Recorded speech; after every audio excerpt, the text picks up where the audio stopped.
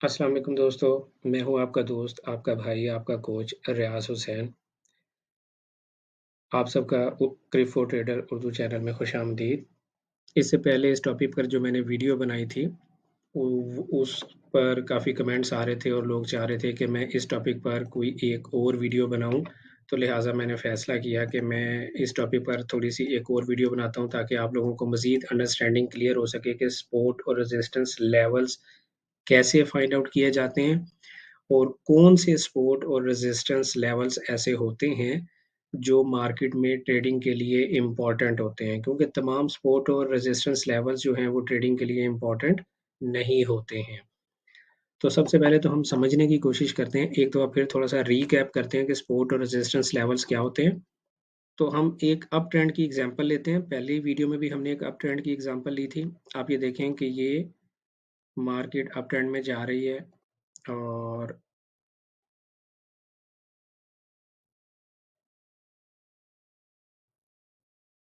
ये हमारे अब हम इसमें फाइंड आउट करने की कोशिश करते हैं कि हमारे सपोर्ट एंड रेजिस्टेंस लेवल्स ऐसी सिचुएशन में क्या बनते हैं। अच्छा, तो मैंने आपको बताया था लास्ट वीडियो, अगर आपने मेरी गौर से देखी है, अगर नहीं देखी तो आप एक दफ़ा उसको ज़रूर देखिएगा, ये पार्ट 2 देखने से पहले।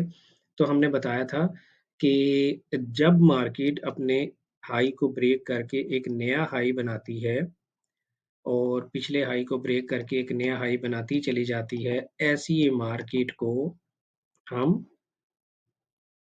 अप ट्रेंड कहते हैं। ऐसी मार्केट में आपको सिर्फ बाय ट्रेड तलाश करना होती है। अगर आप ऐसी मार्केट में सेल ट्रेड तलाश करने की कोशिश करते हैं, तो चांसेस होते हैं कि आप काउंटर ट्रेंड ट्रेड में लॉस उठा सकते हैं। तो हमेशा आपको ट्रेंड के साथ ही ट्रेड करनी चाहिए। अगर मार्केट गिर रही है, तो आपको सेल ट्रेड्स फाइंड आउट करनी चाहिए। इसी तरह अगर मार्केट अपने हाईज़ को एक्सटेंड करके नए हाई बनाते चली जा रही है, तो आपको बाय ट्रेड्स फाइंड आउट करनी चाहिए। अब ऐसी सूरत-ए-हाल में आपने बाय ट्रेड फाइंड कैसे करनी है? फाइंड ऐसे करनी होती है कि जब मार्केट ने हाई को एक्सटेंड किया, ये आपने मार्केट आप यूँ समझिए कि यहाँ से मार्केट शुरू हुई, अपने हाई तक पहुँची और हाई तक पहुँचने के बाद मार्केट ने ड्रॉप लिया। ड्रॉप लेने के बाद मार्केट ने अपवर्ड डायरेक्शन में मूवमेंट पकड़ी और इस हाई को ब्रेक कर दिया। आप देख रहे हैं?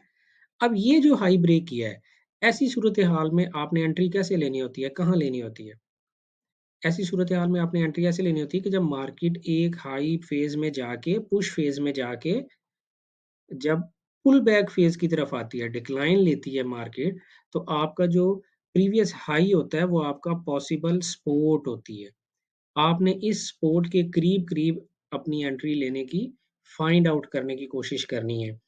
क्योंकि अक्सर लोग क्या करते हैं कि मार्केट जैसे ही अपना प्रीवियस हाई ब्रेक करती है, तो यहाँ पर कहीं अपना बाय स्टॉप ऑर्डर लगा के और उस मार्केट में एंटर होने की कोशिश करते हैं। और सम टाइम ऐसा होता है कि मार्केट अपने हाइज़ को सिग्निफिकेंटली एक्सटेंड नहीं करती और यहीं कहीं से ही वापस हो जाती है, तो उन्हें लॉस हो जाता है, स्टॉप लॉस लगाने की वजह से। तो हमें करना क्या है? हमें करना ये है कि जब मार्केट एक हाई को ब्रेक करके ऊपर जाए, इस हाई को मार्केट ने ब्रेक किया, ऊपर गई, तो अब आप इसके पुल बैक का एग्ज़ॉशन फ़ेज़ का इंतज़ार करें। मार्केट को पुल बैक होने दें। जब वो मार्केट अपवर्ड डायरेक्शन में पुश फ़ेज़ में एग्ज़ॉस्ट हो, पुल बैक करे, तो आप फिर इस रेज़िस्टेंस को, जो प्रीवियस हाई था, उसको एज़ ए सपोर्ट आप कंसीडर करेंगे और यहाँ पे अपनी ट्रेड फाइंड आउट करेंगे और फिर मार्केट इंशाअल्लाह ताला इस हाई को ब्रेक करेगी। एक बड़ा इम्पोर्टेंट पॉइंट मैं आपको बताना चाहता हूँ, इसमें ये होता है, देखें, मार्केट जब एक पुल बैक फ़ेज़ में मार्केट आई, यहाँ पर आपने बाय रीज़न फाइंड कर ली, आपको बाय रीज़न मिल गई, आपने यहाँ से बाय एंट्री ले ली, ठीक है? जब आपने यहाँ से बाय एंट्री ली, तो आपका टारगेट कभी भी ये वाला ज़ोन नहीं होगा, क्योंकि मार्केट जब एक हायर हाइज़ बनाती चली जा रही होती है, तो जो प्रीवियस हाई होता है, वो आपका सपोर्ट तो होता है, लेकिन जो करंट हाई होता है, वो आपका रेज़िस्टेंस नहीं होता। ये बड़ा इम्पोर्टेंट पॉइंट है, मैं आपको एक दफ़ा फिर इसको बारे में समझाने की कोशिश करता हूँ, क्योंकि ट्रेडिंग में अक्सर लोग ये गलतियाँ करते हैं। अब हम एक और एग्जांपल लेते हैं कि लाइक मार्केट ने यहाँ से इस पॉइंट को ब्रेक किया, ठीक है? इस पॉइंट को ब्रेक किया, एग्जॉस्ट होके मार्केट नीचे आई, नीचे आके यहाँ पर आपने कोई बाय रीजन ढूंढी जो आपको मिल गई।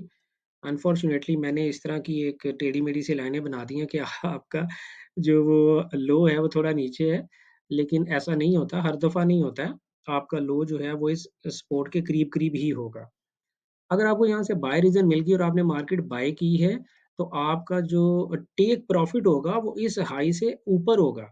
और मैं एक और वीडियो भी आपको बनाऊंगा कि मैं आपको जिसमें ये बताऊंगा कि टेक प्रॉफिट कोई आप एंट्री लेते हैं तो आपको ये कैसे पता चलता है, ये कैसे पता चलना चाहिए, या आप ये कैसे मालूम कर सकते हैं कि आपको ये मार्केट कितना ऊपर जा सकती है, आपका टेक प्रॉफिट क्या होना चाहिए। तो हम इस पर भी एक वीडियो बनाएंगे, इंशाल्लाह जल्दी बनाएंगे। अभी सिर्फ आप ये समझने की कोशिश करें कि मैं आपको जो समझा रहा हूँ ये बड़ी इंपॉर्टेंट बातें हैं। मैं थोड़ा सा आपको लग रहा होगा कि मैं आपको बोर कर रहा हूँ, मैं थोड़ा स्लो चल रहा हूँ, लेकिन प्लीज अंडरस्टैंड कि यही सब कुछ है। देखिए, आप जब ट्रेडिंग करनी होती है तो क्या करते हैं? आप MT4 में गए और आपने जाके बस बाय बटन दबा दिया, 1 सेकंड में आपकी बाय एंट्री लग जाती है या 1 सेकंड में आपकी सेल एंट्री लग जाती है। असल प्रॉब्लम ये नहीं है कि आपने बाय और सेल कैसे करना, असल प्रॉब्लम ये है कि कब करना है। तो इसीलिए इस पॉइंट को मैं इसलिए इतना डिटेल से और इतना स्लो स्लो आपको समझाने की कोशिश कर रहा हूँ कि देखिए, सबसे पहले तो आपने समझा कि सपोर्ट और रेजिस्टेंस क्या होता है। सपोर्ट मैंने आपको बताया, जो आपका प्रीवियस हाई होता है और जो आपका प्रीवियस लो होता है, वो मार्केट के सपोर्ट और रेजिस्टेंस लेवल्स होते हैं। और जब तक मार्केट अपने प्रीवियस लो को ब्रेक ना करे, तो मार्केट को आप ये कभी नहीं कहेंगे कि इसका ट्रेंड चेंज हो गया है। ट्रेंड कब चेंज होगा ये भी मैं आपको किसी वीडियो में बता दूंगा कि रिवर्सल्स किस तरह से फाइंड आउट करते हैं। अभी हमारा टॉपिक रिवर्सल्स को फाइंड आउट करना नहीं है। तो मैं सिर्फ आपको इतना बताना चाहता हूँ कि मार्केट कब तक सेम ट्रेंड में रहती है। अब क्योंकि हम अप ट्रेंड को डिस्कस कर रहे हैं, तो अप ट्रेंड की सूरत में हम ये कहेंगे कि जब तक मार्केट अपने प्रीवियस लो को ब्रेक नहीं करती, मार्केट अप ट्रेंड में है। इन बिटवीन वो यहाँ पे जो मर्जी करती रहे, लेकिन जब तक वो अपने प्रीवियस लो को उसने ब्रेक नहीं किया, मार्केट स्टिल जो है वो अप ट्रेंड में है। इसी तरह से जब मार्केट को हम अप ट्रेंड में कब तक कंसीडर करते हैं, जब तक कि मार्केट अपने हाईज को ब्रेक करती रहती है। अब ये यहाँ पर मार्केट आई थी ना, यहाँ पर मार्केट क्या करती, यहाँ पर मार्केट क्या करती कि ये ऐसे बनाकर और इवेंचुअली यहाँ से यूं ब्रेक कर देती। तो फिर हम कहते हैं कि मार्केट जो है वो रिवर्स हो गई है, क्योंकि इसने प्रीवियस लो को ब्रेक कर दिया है। लेकिन यहाँ पर आपने देखें हुआ क्या, इवेंचुअली मार्केट ने यहाँ पर एक बॉटम बनाया, हायर लो बनाया, ये पिछला लो था, ये रिसेंट हायर लो बना और मार्केट ने यहाँ से अपना हाई भी ब्रेक कर दिया। तो जो प्रीवियस हाई होगा वो, और जो प्रीवियस लो होगा वो, ये दोनों हाईज और लोज जो हैं ये आपके सपोर्ट एंड रेजिस्टेंस लेवल्स होते हैं, और इन्हीं पर आपको एंट्री फाइंड आउट करनी होती है। अब कहने को तो ये भी एक लो है ना, लेकिन इस लो ने क्या किया, इसके बाद जो इसने हाई बनाया वो हाई इस हाई को नहीं ब्रेक कर सका और मार्केट नीचे ड्रॉप हो गई। तो इसलिए हम इस लो को हायर लो कंसीडर नहीं करेंगे। हम हायर लो कंसीडर सिर्फ उस लो को करते हैं जो लो पिछले हाई को ब्रेक कर देता है। जो लो पिछले हाई को ब्रेक कर देता है उसको हायर लो हम कंसीडर करते हैं। लेकिन ये जरूरी भी नहीं होता। ये तो मेरी एग्जांपल इस तरह की है ना। अब मैं अगर एक एग्जांपल इस तरह से बना दूं आपको, मिसाल के तौर पे ये देखें, मैं एक एग्जांपल आपको इस तरह से बना देता हूँ।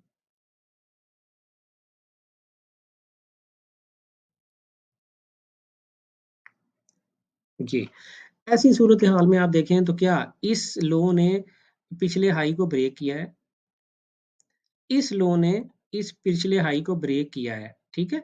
ऐसे ही है ना, तभी एक नया हायर हाई बना है।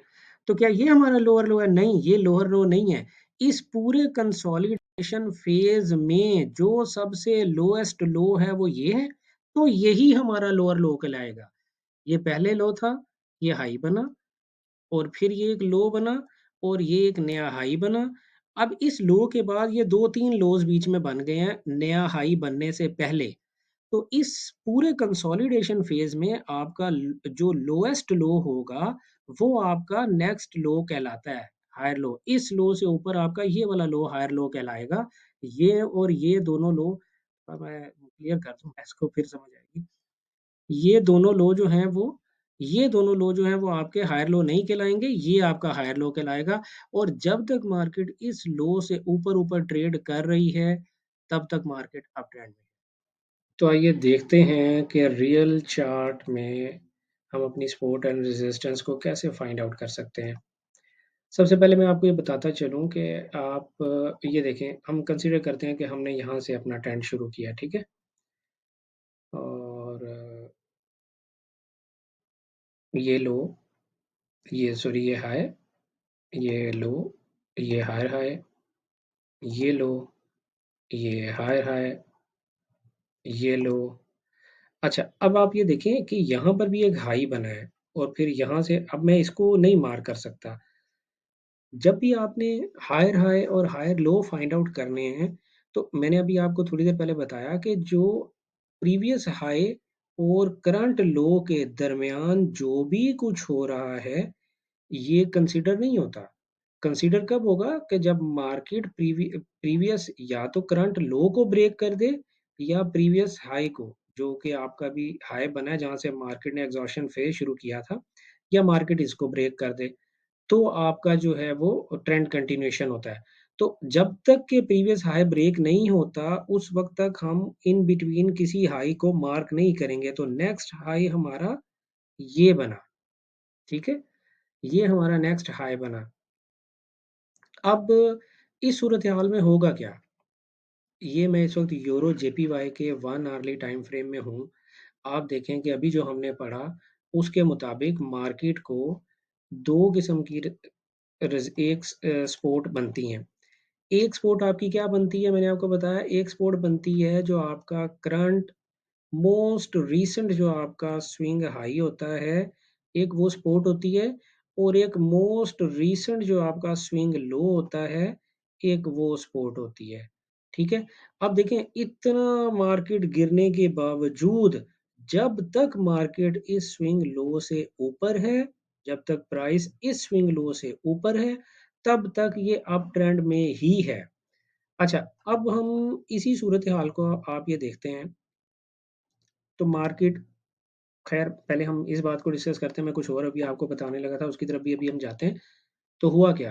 होना ये चाहिए था कि मार्केट जब यहाँ से डिक्लाइन ले रही है, तो इसको ये सपोर्ट सपोर्ट प्रोवाइड करनी चाहिए थी। आप ये देखें, अगर गौर से देखें, तो यहाँ पर मार्केट ने थोड़ी सपोर्ट ली और ये एक ग्रीन कैंडल बनी है। आप देख रहे हैं? ये ग्रीन कैंडल बनी है, लेकिन मार्केट में कोई फंडामेंटल होगा और मार्केट यहाँ से ज़्यादा पुश फेज़ में नहीं जा सकी, तो ये सपोर्ट बहुत अच्छी सपोर्ट मार्केट के लिए साबित नहीं हुई। मैंने अभी आपको बताया कि हर सपोर्ट यानी हर एंट्री, हालाँकि आपको सपोर्ट लेवल का भी पता है, आपको रेजिस्टेंस लेवल का भी पता है, लेकिन क्या उसके बावजूद आप हर ट्रेड को विन कर पाएँगे? नहीं, ऐसा नहीं होगा। हर ट्रेड आपकी एक विनिंग ट्रेड नहीं होगी। हाँ, अगर आपने इस सपोर्ट लेवल के करीब अगर आपने कोई ट्रेड ली होती, लाइक ये देखें, ये मार्केट ने यहाँ से इसको ब्रेक कर दिया, नीचे चली गई, लेकिन क्या हुआ? मैंने आपको बताया था, ये देखें, अभी मैं आपको समझाता हूँ। मैंने आपको बताया कि जो मोस्ट रीसेंट स्विंग हाई और मोस्ट रीसेंट स्विंग लो होता है, वो आपका एंट्री सपोर्ट लेवल होता है। ठीक है? अभी हम कंसीडर करते हैं कि मार्केट ने यहाँ से ब्रेक किया, तो आपका एक ये सपोर्ट लेवल था और एक आपका ये सपोर्ट लेवल था। ठीक है? अब मार्केट यहाँ से नीचे आई, उसने आपके इस सपोर्ट लेवल को रिस्पेक्ट नहीं दिया, नीचे गिरती चली गई। लेकिन इस सपोर्ट लेवल को उसने रिस्पेक्ट दिया है और आप ये देखें कि यहाँ से मार्केट कितना प्रॉफिट आपको देकर गई है। मैंने क्या कहा था कि जब मार्केट किसी सपोर्ट लेवल से उठती है, तो वो जो प्रीवियस स्विंग हाई होता है, वो उसके रास्ते में रुकावट नहीं बनता, मार्केट उसे कंसीडर नहीं करती और उसे ब्रेक करके ऊपर निकल जाती है एक नया हाई बनाने के लिए। तो जब मार्केट पुल बैक फेज़ में होती है, तो जो प्रीवियस हाई होता है, वो आपका सपोर्ट लेवल होता है। जो प्रीवियस लो होता है, वो आपका सपोर्ट लेवल होता है जब मार्केट पुल बैक फेज़ में होती है। लेकिन जब मार्केट पुश फेज़ में होती है, जब ऊपर जा रही होती है नया हायर हाई बनाने के लिए, तो फिर आपका जो प्रीवियस हाई होता है वो उसका रेजिस्टेंस लेवल नहीं होता। यहाँ पे आपने अपनी एंट्री कभी क्लोज नहीं करनी। बहुत कम ऐसा होगा कि मार्केट यहाँ से इसी लेवल को दोबारा टच करेगी और नीचे गिर जाएगी। नॉर्मली ऐसा नहीं होता है। तो अब अगर आप मिसाल के तौर पे यहाँ पे आपने एक बाय रीजन फाइंड की थी, ये छोटा सा आपका स्टॉप था। मैं जरा ये सारा क्लस्टर क्लियर कर लूँ, आपको मजीद थोड़ी सी समझ आएगी। ये आपने समझ लें कि ये आपने बाय कैंडल को देख के आपने यहाँ पर बाय किया, तो ये छोटा सा आपका स्टॉप था। तो यहाँ से आपने एंट्री ले ली थी, ठीक है। आप देखें ये छोटा सा स्टॉप और ये प्रॉफिट कितना बड़ा है, देख रहे हैं आप। तो ये सपोर्ट और रेजिस्टेंस लेवल्स पे ये ट्रेड फाइंड आउट करने का मतलब फायदा होता है। और हर ट्रेड अगर आपकी विन हो जाएगी तो फिर तो मैं और आप हम सब बिलियनर बन जाएंगे ना, ऐसा नहीं होता। तो एक ये लेवल है करंट सूरत हाल में, ये सब बिल्कुल रियल चार्ट देखें चल रहा है। और यूरो जेपीवाई, और आज 9 तारीख है, 9 दिसंबर 2021। तो रियल चार्ट चल रहा है बिल्कुल। और ये इस स्पोर्ट को मार्केट ने कंसीडर नहीं किया, तो नेक्स्ट स्पोर्ट मार्केट के पास क्या है। अगर हम इस लेवल को कंसीडर करें, इस लेवल को, ये लेवल को थोड़ी देर के लिए अगर हम कंसीडर कर लेते हैं, क्योंकि मार्केट ने इस लेवल को प्रीवियसली रिस्पेक्ट दी थी एज ए रेजिस्टेंस, और फिर इसको respect the as a support. तो अगर हम ये कंसीडर करें कि ये एक अच्छा लेवल हो सकता है, तो बिल्कुल ये एक अच्छा लेवल हो सकता है। यहाँ से भी मार्केट ऊपर उठ सकती है, क्योंकि ये एक ऐसी सपोर्ट लेवल है।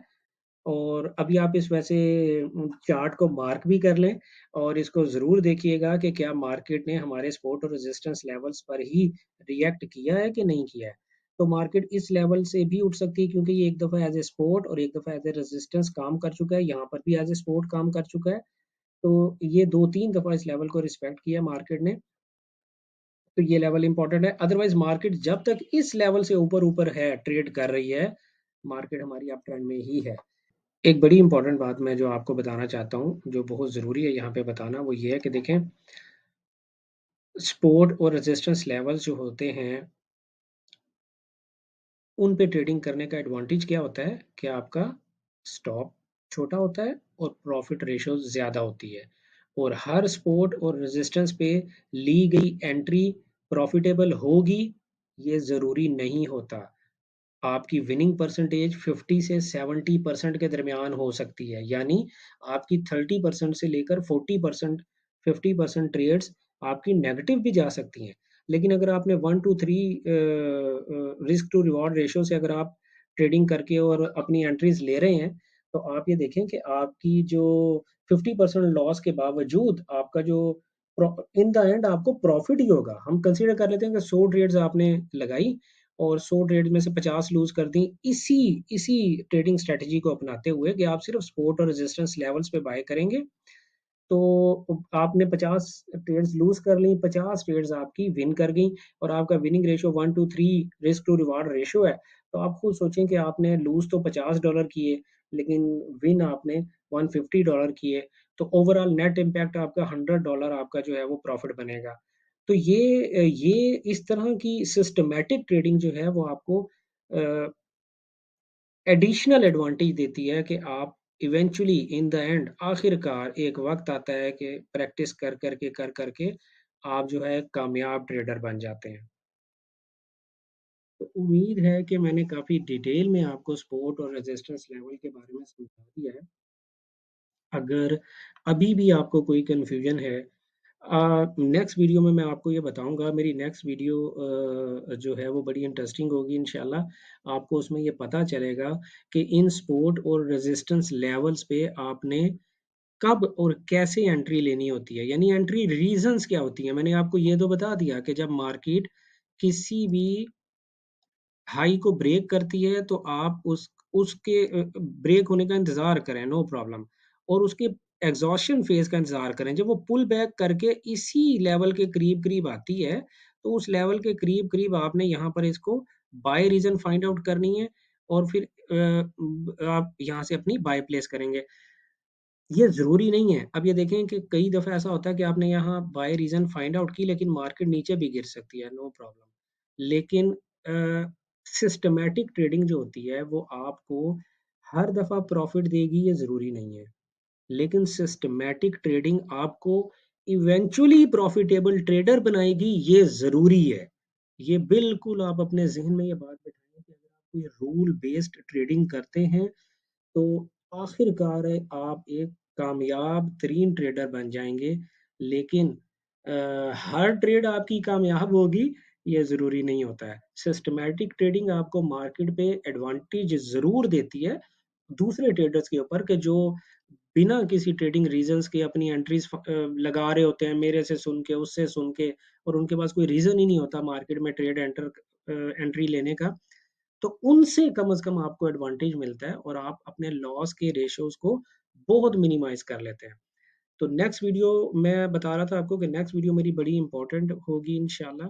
आपको मैं उसमें ये बताऊँगा कि जब इन लेवल्स के करीब मार्केट आती है, तो आपने वहाँ से अपनी एंट्री कैसे लेनी है? कौन से चार्ट पैटर्न्स हैं, कौन से प्राइस पैटर्न्स हैं जो आपने देखने के बाद और आपको ये कन्फर्म होगा कि अब मुझे बाय एंट्री ले लेनी चाहिए। तो हम नेक्स्ट वीडियो में इंशाल्लाह इस पर बात करेंगे।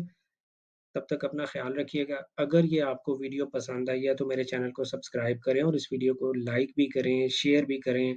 और इसके अलावा अगर आपको कोई बात समझ नहीं आती है तो मुझे कमेंट में पूछ सकते हैं, मैं अपने हर कमेंट का रिप्लाई करता हूँ। इसके अलावा आपको किसी और टॉपिक पे वीडियो देखनी है तो आप वो टॉपिक भी मुझे सजेस्ट कर सकते हैं। मैं उसके ऊपर भी आपके लिए एक वीडियो बनाऊँगा। तो गुड लक, हैप्पी ट्रेडिंग।